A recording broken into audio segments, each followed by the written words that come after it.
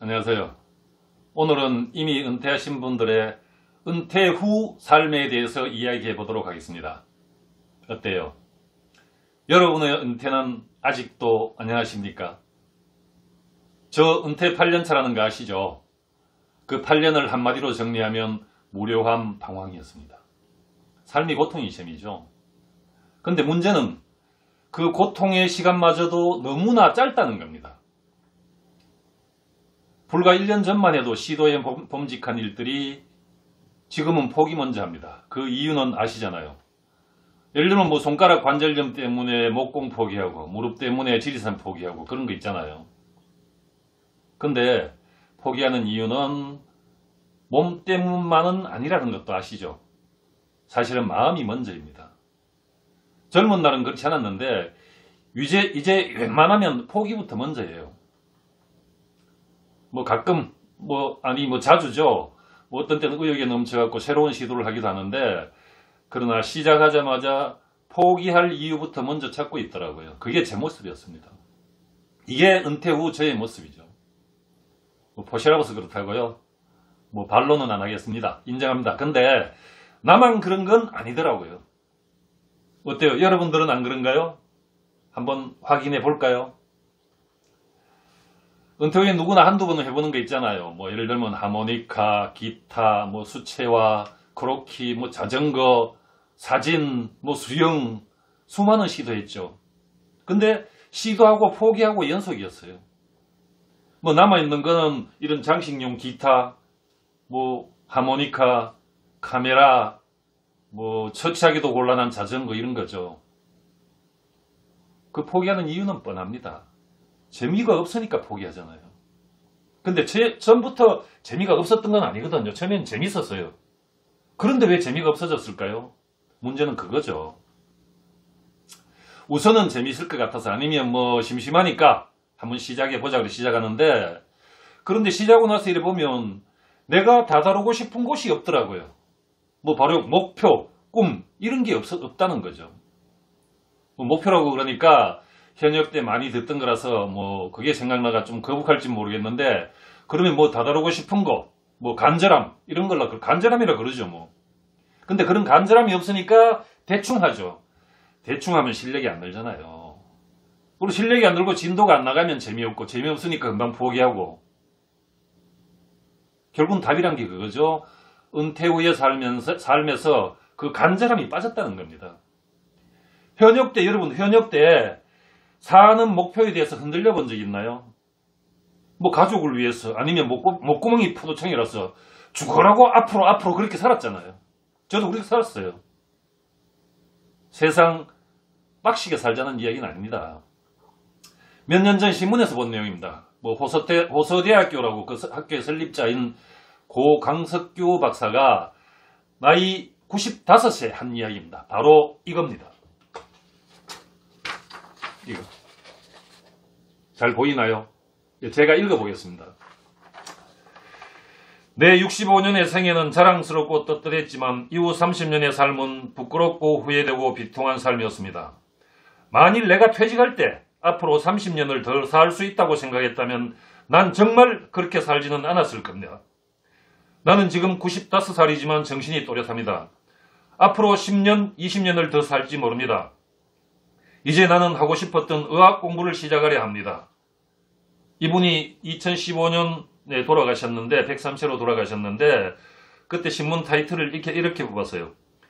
100세 청년 호서대 설립자 강석규 박사 별세, 이렇게 뽑았어요.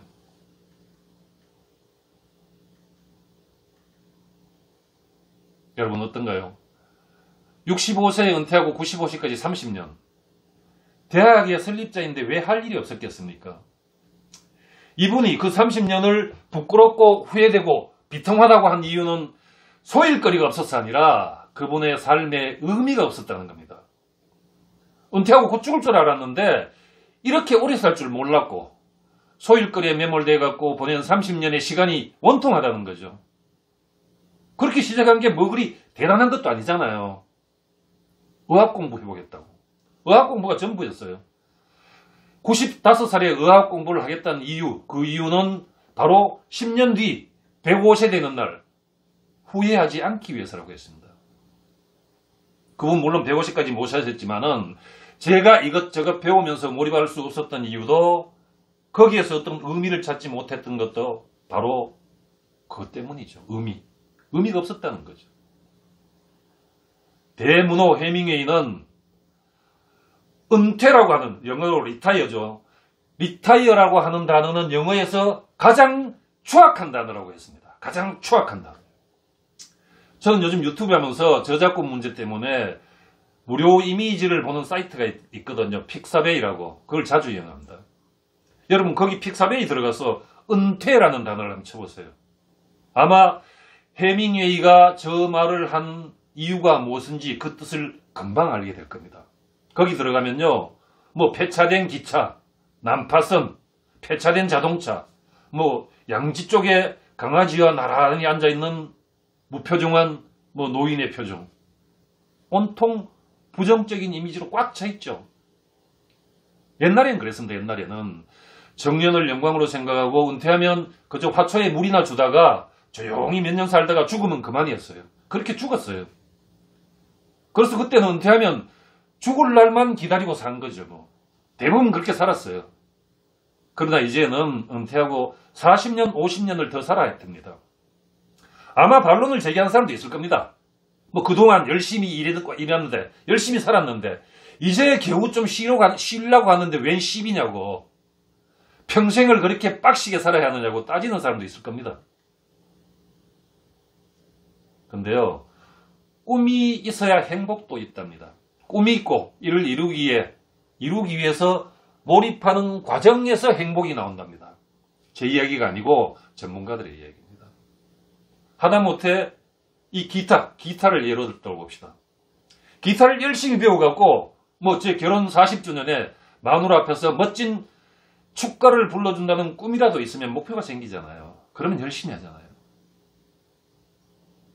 여러분 혹시 굿 라이프라는 책 읽어보셨을지 모르겠는데 서울대 그 최인철 교수가 쓴 책이죠. 거기에 보면 이런 구절이 나와요. 행복한 삶이란 가슴에 관심 있는 것 하나쯤 담고 사는 삶이라고 하였습니다. 가슴 속에 관심 있는 거 하나, 이게 바로 삶의 의미이고 삶의 목표 아니겠습니까? 꿈이 있어야 행복이 온다는 겁니다.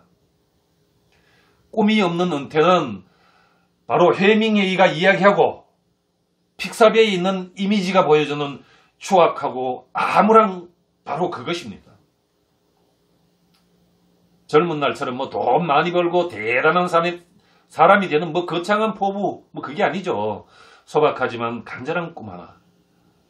고 강석규 박사의 의학 공부 같은 거. 그거 하나만 있으면 삶이 달라집니다.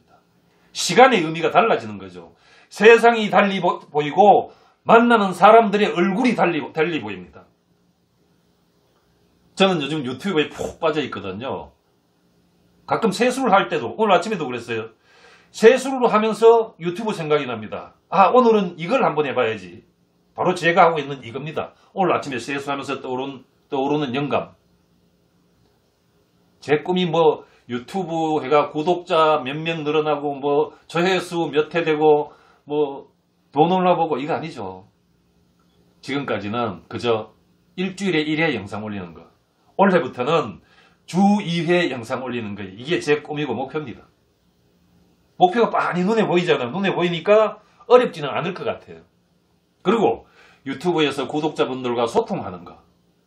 제 이야기를 들어주는 사람이 수만 명이 있다는 게 너무 신기하잖아요. 막 신이 나요.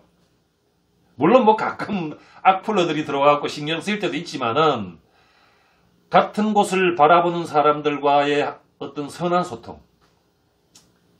저한테 엄청나게 큰 선한 에너지를 줍니다.